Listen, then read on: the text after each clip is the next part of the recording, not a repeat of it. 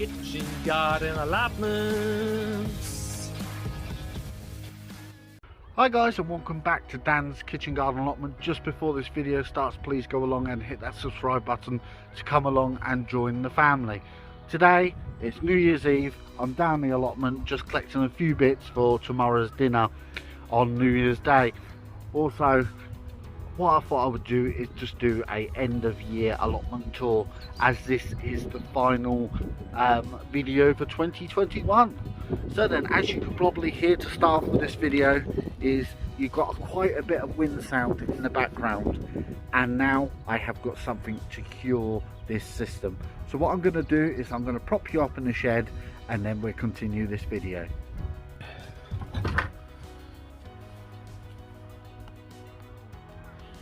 So then, for the last, blimey, about a year or so, I've been using my Samsung Galaxy S21, and I've also been using my GoPro, just basic GoPro Hero 8 on recording.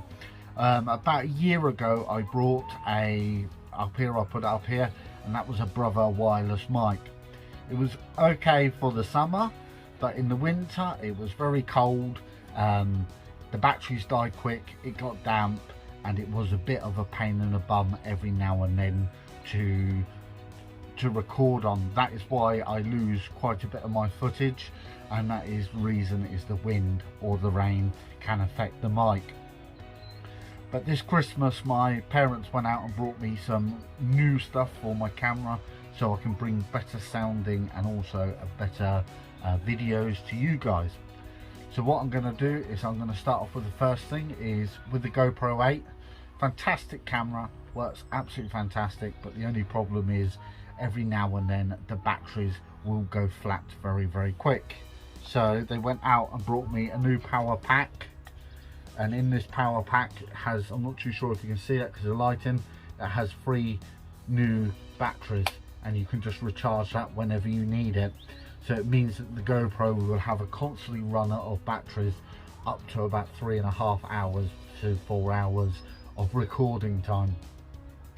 And if I just pull out my pocket now, before this was just the GoPro. All it was is the GoPro Hero 8 with nothing on it. But for Christmas, my parents went out and brought me the mic mod, what enabled me to put on a adaptation mic to it, and also they went out and brought me a Rode mic, so it's going to be brilliant for down the allotment. If you can see on me here, I've got a Rode mic here. So what I'm going to do is I'm going to power up this camera, and we're going to take it outside to see how good it actually is on a allotment end of year allotment tour. So then guys, let's go and have a look at the allotment on the 31st of December 2021. So here we go. I'm just going to power up this camera. Just check the sound and everything's working on the Rode mic. It's saying it's working. Is it connected? Yep. So here we go. So then guys, now we're taking off on the Rode mic. As you can see, I've got my little setup in here. No laughing, but this is how I normally film when I'm trying to stay out the wind and everything like that. So what we're going to do today is a end of year allotment tour at the allotment. I've got a few bits and pieces going on, and I've got a few more little plans for 2022. So then let's put you on a little bit of a tripod and let's see what it's like. So then guys, this is the first time using the Rode mic on this mod on the GoPro Hero 8, and hopefully it's coming out clear enough so you can actually hear me. And it is quite windy out here, so hopefully there will not be any wind sounds over the microphone. I can see the camera tripod moving a little bit, so if it's a little bit wobbly, I apologise, and I'll do the best I can at the moment while I'm getting used to this system. So it's the end of the year. As I said, it's the last video of 2021, and you can't beat it than doing a allotment end of year tour. And that is just basically what we growed here this year, how it turned out, and what is my plans for 2022.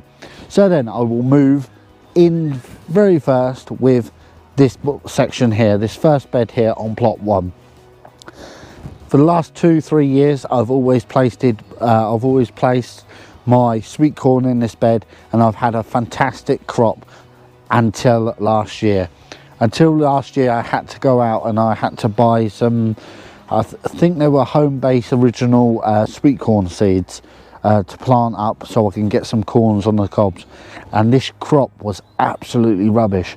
I normally use Wilkinsons F1 sweet corn, and when I went there to get some, unfortunately they completely sold out and they didn't have any at all.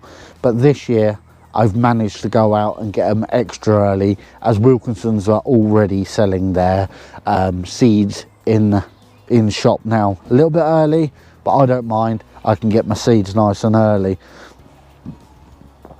So here will be going the F1 sweet corn seeds for next year, and they come from Wilkinsons. And I have noticed this year how much the seeds have gone up. Last year, the year before, I paid £1 for the F1 sweet corn. This year they're £1.50, so they are going up a little bit every season by the looks of it. As we move down, if you remember this bed here, this bed was the one that I dug up all the paths, put all the old bark onto that path, and then I replaced this bark with the new bark that we can normally get delivered from down the road. So that's all on there, and that's all ready to go. Here last year I believe I had onions, and then onions and garlic, and then I put some tomatoes in there, and after I put the tomatoes they failed, and then it was just left dormant for about 6 to 8 weeks with nothing going on, it just regular digging over. This year what I'm going to do is some sunrise cabbages in this box. The plan is I'm going to box it off completely so the birds can't get to any of the little young cabbage seed, and obviously the whitefly can't attack the cabbages as well. So that'll be all good and all fantastic as well. What I'm going to do is move the camera down a little bit so I can move a little closer.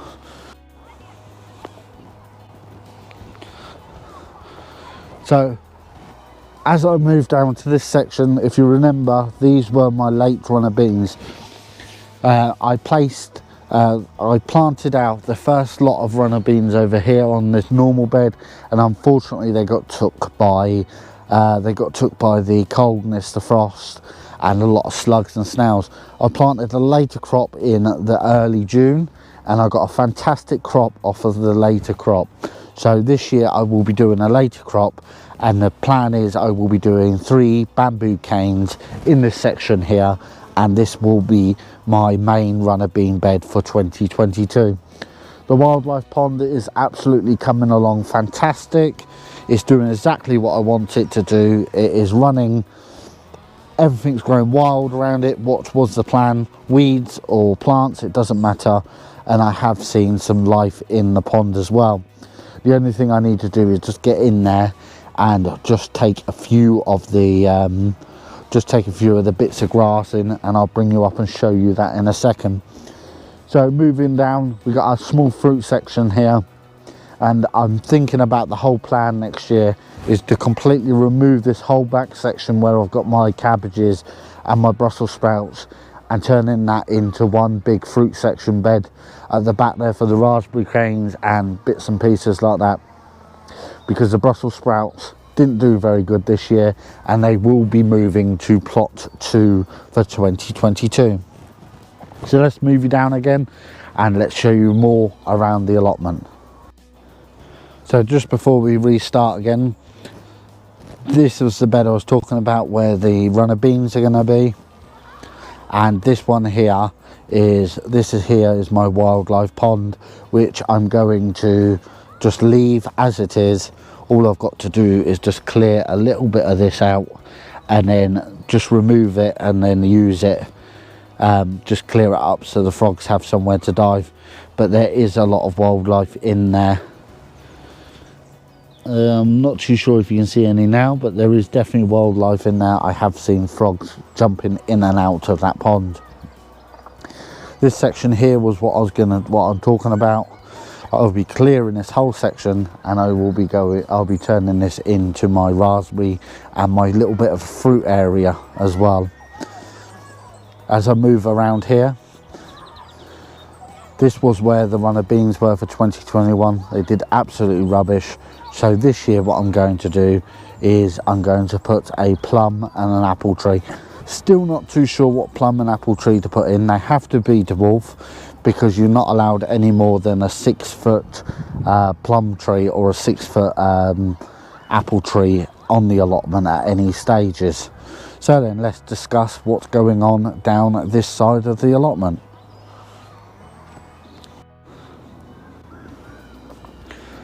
So then guys, as we move to this section, these were pumpkins I was given by Carol. They turned out fantastic. For them people who don't know, Carol was a subscriber who sent me some mystery pumpkin seeds. I did have quite a few, and I also had a few of my mega pumpkins over on plot 2 as well. So this one here, what you can see, is just completely left. I tried to give it away, but no one wanted to take it. So unfortunately it's just going to be composted and then used in the ground within a couple of years. I've changed my thinking on this now, because I did place the black plastic down thinking that it would be fantastic for the stop all the weeds coming up, and also it would just give me less work to do with digging out anything and maintaining anything. But it's proved that the plastic hasn't worked this year. So what I'm going to do is I'm going to completely pull up this plastic and use this bed as originally what it was made for, and that was to put 6 rows of potatoes in. I've done it before a couple of years ago excuse me, and I had a fantastic crop. This year I put them over on plot 2, and I lost so many potatoes through blight in the early season, and that was so much space over on plot 2 I could have used for something else. So if I put them in this bed, I end up losing them very early. I can just reuse this bed for something else. I haven't got to completely leave beds empty for a long period of time. So that will be the plan for this plot. Planning to put in probably some Charlottes, might put in some Prince Edwards or something like that, potato varieties in this section here. As we move down the allotment, a few of you have asked me what this is here. This is the water barrel that I use on a regular basis over the summer period when everything dries up here, and sometimes you just need a drip of water down by your seedlings or something. So all I do is connect up a hose what's got loads of little pinholes in, and it runs water constantly all day, and that can stay filled up for anything up to about a month. And I normally use that in early July, August time. Even when you go away on holiday, that is a fantastic way just to protect your crops if there's no one else around watering.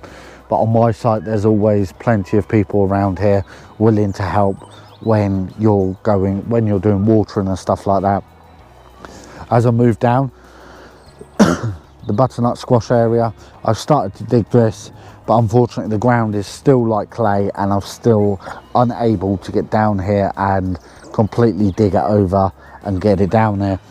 These were the Wilkinsons butternut squash, and they were absolutely fantastic as well. They did a brilliant job. They did a brilliant job this year, and I will be growing them again in the same bed. I know a lot of people say about rotating vegetables and things like that. The only things I mainly rotate, and that is my leeks, onions and garlic. I don't like them going into the same root, and occasionally things like Brussels sprouts and stuff like that, because I don't want them to get club root as well. So that is the seeds I'll be growing this year. There'll be a brand new series coming out in next year. Sorry, I'm getting confused. So there's only one day between the years. I'm getting confused.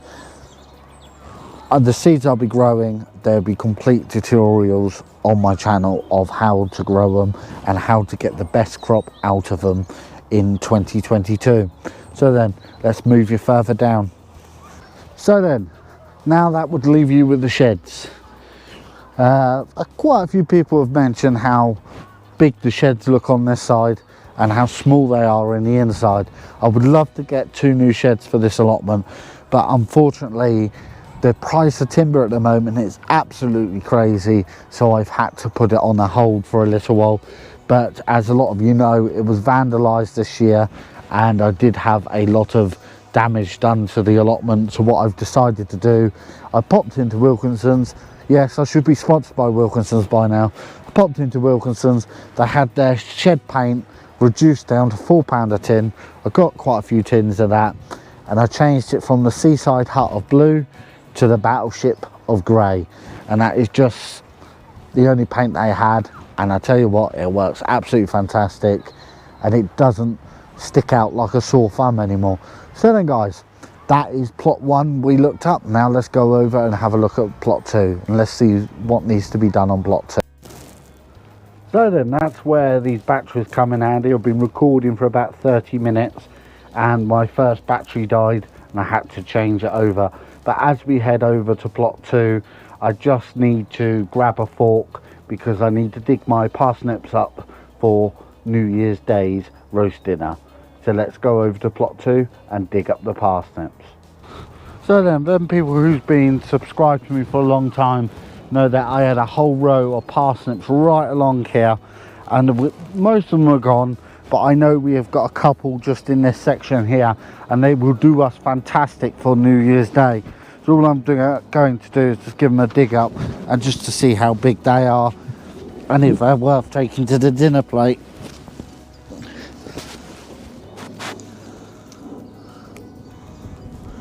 They're all starting to die back now.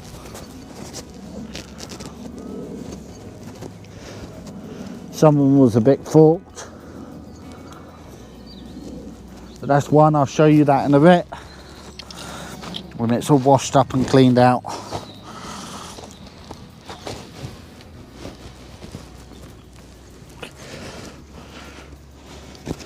And there's the second one there. Because it's so clayey here, you just get a mouthful of clay until you clear them out. I can see another one just here as well. I might as well dig up the last one.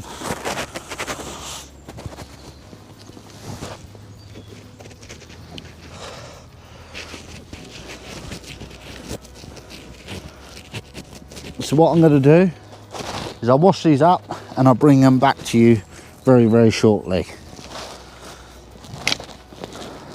So this is the reason why I like having a allotment and 2 allotments at most. For years and years I couldn't grow parsnips, but for the last 2 years of rotivating this land and just growing into this land as well, I get fantastic parsnips as well. Look at the size of some of these parsnips. A couple of them are a little bit nicked, but they will be fantastic and beautiful for New Year's Day. So I can't wait to have them, and I think I might roast them with a little bit of honey. We'll have to see, but they will be brilliant for New Year's Day. What we're going to do is just do a little update on this allotment and what needs to be done over the next couple of months before the growing season begins. So let's turn the camera around and show you what I've got to do. So then, for them people who don't know, this is my second plot. I like to keep it in rows.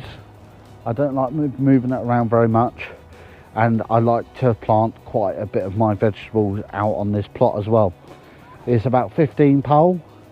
It's absolutely brilliant for keeping things in rows. These are the garlic and onions I planted out in October, and just look how brilliant they are.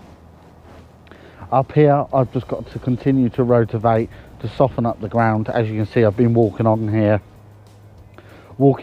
recently, and it's become a little bit clayey, but it's absolutely fine.